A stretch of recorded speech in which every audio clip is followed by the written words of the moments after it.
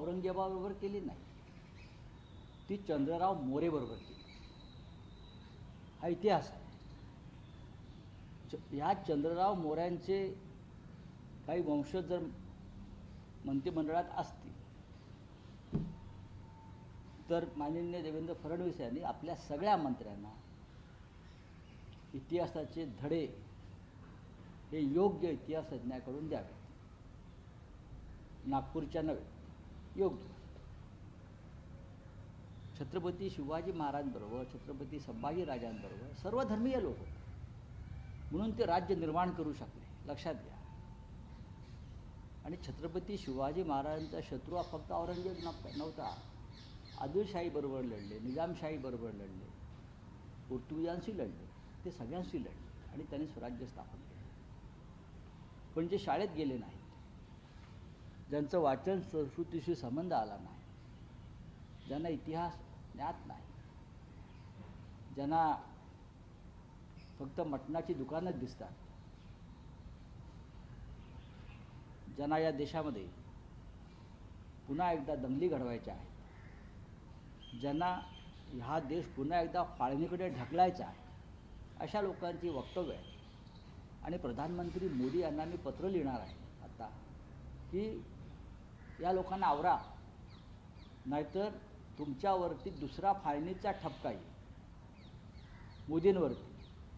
जसं तुम्ही पहिल्या फाळणीचा ठपका आजही पंडित नेहरूंवर किंवा काँग्रेसवर ठेवताय,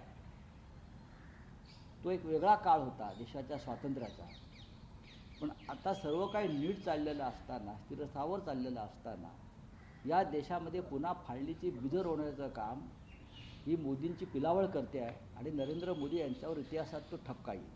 मुंबईतील प्रकल्प जो आहे तो अदानीकडे गेला आहे. नाही, आपला काय दुसरा मुद्दा असा आहे की ज्या पद्धतीनं काल राणींनी मल्हार मटन, झटका मटन असं नाही, मला कोणाचं नाव घ्यायचं, जेजुरी ट्रस्टनी त्याच्यावरती आक्षेप घेतले आहे. तुम्ही देवांना बदनाम करण्याचं का काम करताय, त्याचा वापर का करताय? बघा, मुळात असं आहे की धनगर समाज हा त्यांची जी बकरी मेंढी आहे त्यांच्याकडे एक देवाचं स्थान आहे.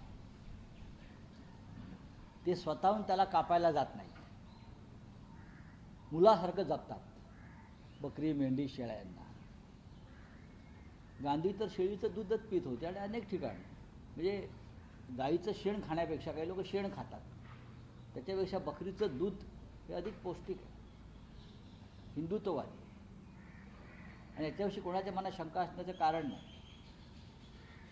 आणि कोणाची इच्छा असेल त्यांनी गाईचं शेण खावं किंवा गोमूत्र प्यावं, गोमूत्राने आंघोळ करावी, हा प्रत्येकाचा वेगळ्या वेगळ्या हिंदुत्वाचा प्रश्न आहे. पण वीर सावरकरांच्या हिंदुत्वात हे बसत नाही. वीर सावरकर विज्ञानवादी होते, आधुनिक होते. त्यांचं हिंदुत्व माननीय बाळासाहेब ठाकरे हिंदुहृदय सम्राट यांचं हिंदुत्व आहे, आधुनिक विचारसरणीचं हिंदुत्व होतं. पण पुन्हा एकदा कोणाला शेणातच लोळायचं असेल तर आम्ही त्याला काय करणार. पण अशा प्रकारे हा देश पुन्हा एकदा अंधकाराकडे ढकलला जातो, अज्ञानाकडे ढकलला जातो आणि फक्त एका राजकीय स्वार्थापोटी. नरेंद्र मोदी यांना या देशाचं नक्की काय करायचं आहे, अफगाणिस्तान करायचं आहे का हिंदू पाकिस्तान करायचं आहे, हे त्यांनी ठरवायला पाहिजे आणि देशाला दिशा दिली पाहिजे. प्रधानमंत्री मॉरिशसला गेले आणि एका कुंभामध्ये गंगेचं जल घेऊन मॉरिशसच्या प्रधानमंत्र्यांना किंवा राष्ट्रपतींना त्यांनी भेट दिली, चांगली गोष्ट आहे, आपली संस्कृती आहे.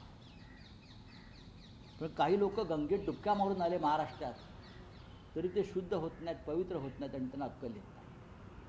हा बोलिये सर, अजून एक प्रश्न याला जोडून आहे सर. गेल्या काही दिवसापासून जर बघितलं, छत्रपती शिवाजी महाराजांचं वारंवार अपमान करण्याचा प्रयत्न एकदा प्रशांत रोडकरचा होतो, त्यांना त्यांच्यामध्ये मुस्लिम सैनिक नाही असं बोललं जातं, त्यानंतर संभाजी महाराजांना बोललं, त्या सगळ्या घडामोडी सुरू आहेत. पण राज्य सरकार यावरती काही कठोरपणे बोलत नाही. काल बघा, भारताच्या सैन्यामध्ये मुस्लिम सैनिक आहेत, भारताच्या पोलीस दलामध्ये मुस्लिम पोलीस दल आहेत आणि ते अधिक कडवट आहेत.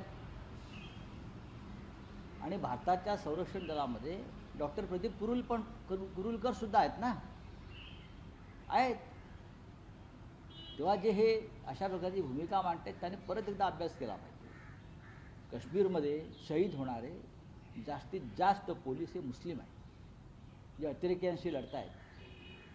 महाराष्ट्रात असतील युद्धभूमीवर असतील, कारगिलच्या युद्धात पहा, आताही पहा, मुसलमान सैनिकांनी प्राणाचं बलिदान देऊन या देशाचं रक्षण केलेलं आहे. तुम्हाला हा इतिहास आणि हे वर्तमान तुम्हाला बदलता येणार नाही. कळलं? हे काही लोकांना डबक्यातच राहायचं आहे बेडकाप्रमाणे आणि डराव करायचा आहे हिंदुत्वाच्या नावानं. त्यांना जरूर करूया. या राज्याची आणि देशाची जनता शहाणी. रवींद्र दरेकरांना हात टाकणार होतं तुमचं सरकार असताना अरे जाऊ दे रे, कोणाची नावं घेताय सकाळी? दंगे भडकवण्याची मुंबईतील बोला. अजून एक प्रकल्प जो आहे तो अदानी यांच्याकडे गेला आहे. आपण बघतो धारावी वांद्र रिक्लेमेशन याच्यानंतर गोरेगावचा हा पूर्ण विकासचा मोतीलाल नगर आहे, तो जो आहे अदानीकडे गेला आहे. मीटिंगमध्ये अदानी जिंकले असं समजून. बघा, कायदेशीर काय आहे मला माहीत नाही आणि अशा प्रत्येक प्रकल्पावरती मत व्यक्त करणं हे इथे बसून बरोबर नाही आहे. ज्या पद्धतीनं सर्व काही मुंबईतल्या प्रमुख भूखंड आणि प्रकल्प हे अडाणीकडे जात आहेत, ते का जात आहेत, कसे जात आहेत, याच्याविषयी वारंवार किती चर्चा करायची.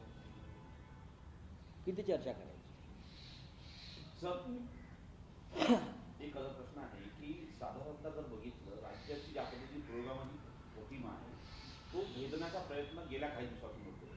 काय वाटतंय की मुस्लिम विरुद्ध हिंदू अशी दंगली घडून आणण्याचा कट आहे का? 100% पुन्हा एकदा या देशामध्ये मुस्लिम आणि हिंदू अशा दंगली घडवायच्या विविध कारणाने.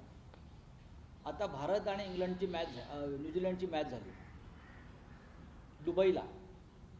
इथे काही लोकांनी विजय मेळावे रात्री काढले आणि विशिष्ट भागात जाऊन दंगल केली, वाद्य वाजवली, घोषणा दिल्या, पाकिस्तान मुर्दाबाद.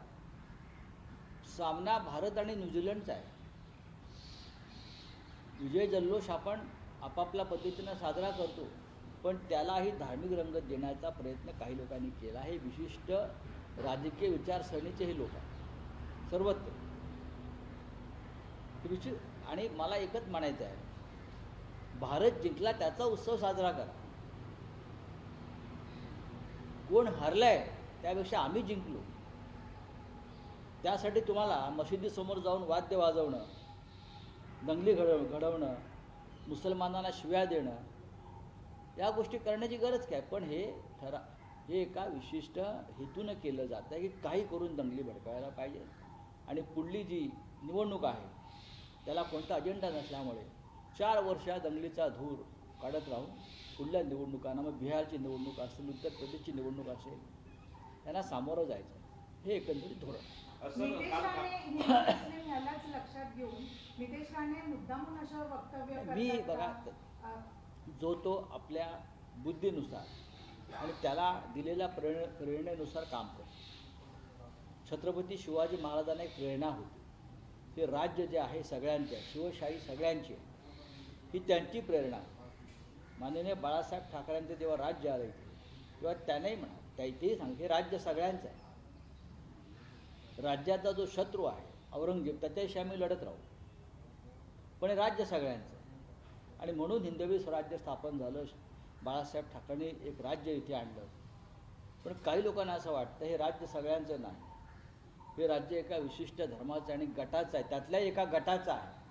तर ते मला असं वाटतं की इथे टोळी युद्ध सुरू करतील. जसं काही आफ्रिकन देशामध्ये अनेक टोळ्यांचे आपापसात युद्ध सुरू असतात, ती त्यांना ही युद्ध, टोळी युद्धानं ही राज्य खतम करायचं आहे, देश खतम करायचा आहे. आणि नंतर नरेंद्र मोदी, अमित शाह यांना या देशातून भविष्यामध्ये काय मिळवायचं आहे किंवा काय घडवायचं आहे ते अजूनही कळत नाही. अशानं त्यांनाही या देशात राज्य करता येणार नाही, लक्षात घ्या. चला, पंकजा मुंडे यांनी असं म्हटलंय की क्या हिंदी में कुछ है क्या? सर एक प्रश्न असा अजून होता, एक प्रश्न महत्वाचा आहे. बीडमध्ये असा प्रश्न आहे, नाही असू द्या. ते हे जे हिंदी में कुछ है? म्हणताय बोलिए, की अलग से नहीं बोलिए. 10-12 कोटी रुपये खर्च झाला माझा स्वतःचा. प्रकाश सोळंके म्हणतात, भाजपचे आमदार आहेत. जाऊ द्या. हिंदी में क्या है? देवेंद्र फडणवीस ने कहा है कि जो जितने वर्सिटी ऑफ प्लेसेस हैं लाउड स्पीकर की आवाज़ को लिमिटेड उसमें करने के लिए बोला उन्होंने, ताकि अगर इस तरह नहीं हुआ तो एक्शन लिया जाए. मुख्यमंत्री देवेंद्र फडणवीस जी ने गलत क्या कहा है?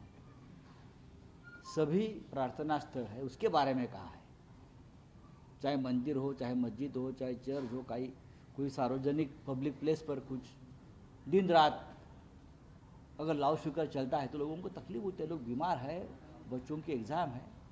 और ये हाईकोर्ट का निर्देश है, ये हाईकोर्ट का निर्देश है. अगर हाईकोर्ट का निर्देश का पालन सरकार कर रही है तो उसमें उसके ऊपर कोई क्रिटिसाइज करने की ज़रूरत नहीं है। सभी ने अपने नियम और कानून का पालन करना चाहिए, चाहे हिंदू हो, चाहे मुसलमान हो, चाहे क्रिश्चियन हो, कोई गलत बात नहीं उसमें। महाराष्ट्र मिनिस्टर नीतीश राणे का कहना है कि जो मल्हार सर्टिफिकेट की बात है वो ठीक है, झटका मटन शॉप को हमें बढ़ावा देना चाहिए, ये हिंदुओं के लिए ठीक है। देखिए, ये कोई हिंदू की बात नहीं है और ना ही ये कोई पॉलिटिकल बात, ये मूर्खता की बात है। महाराष्ट्र में जो हमारे जो मल्हार यानी हमारे यहाँ जो धनगर समाज है, उनके जो नेता है मल्हार राव होळकर, उनके समाज के लोगों ने इसको विरोध किया है। आप हिंदू और मुसलमानों का जो बंटवारा कर रहे हो अपने स्वार्थ के लिए, उससे एक दिन देश का बंटवारा हो जाएगा। उत्तर प्रदेश में कोई एक केतकी सिंह नाम की विधायक है, वो कहते हैं कि मुसलमानों के लिए अलग इलाज होने चाहिए, हिंदू के लिए अलग वार्ड होना चाहिए। ये देश में इस प्रकार की भाषा चलती है।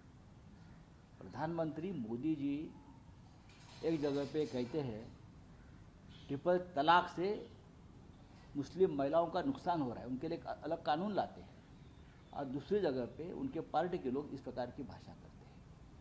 ये देश का बंटवारा वापस करना चाहते हैं, देश में दंगे भड़काना चाहते हैं, और ये लोग तो भाग जाएंगे लेकिन देश जल जाएगा। मनोज मुंसिर हैं, लिरिसिस्ट हैं मुंबई में, उनका बयान आया है कि औरंगजेब की जो ग्रेव है वो मॉन्यूमेंट ऑफ सेम है, और ऐसी जगहों पे चूँकि देश भर में सफाई का वो चल रहा है तो टॉयलेट बनाए करने